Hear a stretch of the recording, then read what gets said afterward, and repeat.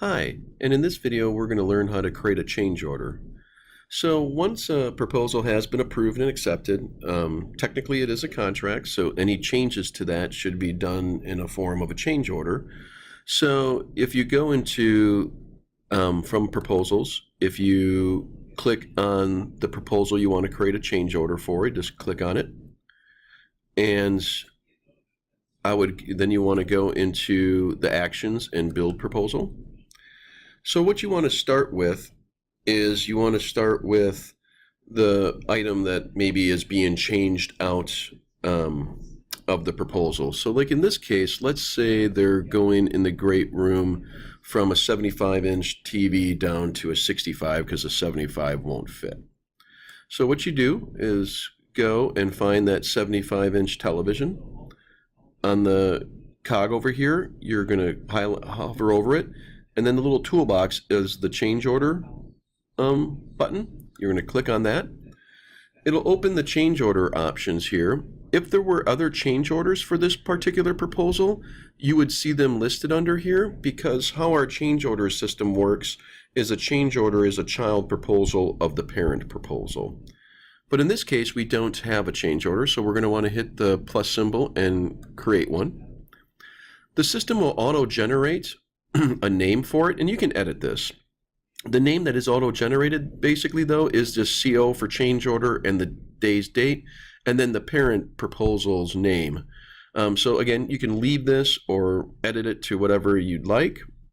You can then put in it's calling a scope of work, but it may be a description of what this change order is.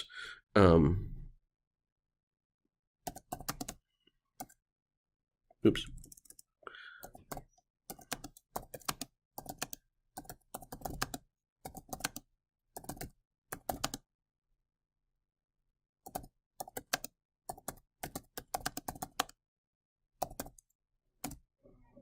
So something like that. And then you'll just hit save. And then it's going to ask you, are you finished adding products and packages to your change order? Meaning, are you done bringing stuff out of this original proposal, or do you want to add more? In this case, we're done. So I'm going to hit yes, and I'm finished. And then it looks like we're just in the regular build proposal tool, but if you look closely, the name has changed. So we're actually in the change order proposal build. So I'm going to go expand the great room. Here's that 75-inch television we brought over. I'm going to change the quantity to a negative and save it, because now that is a negative quantity that we brought over.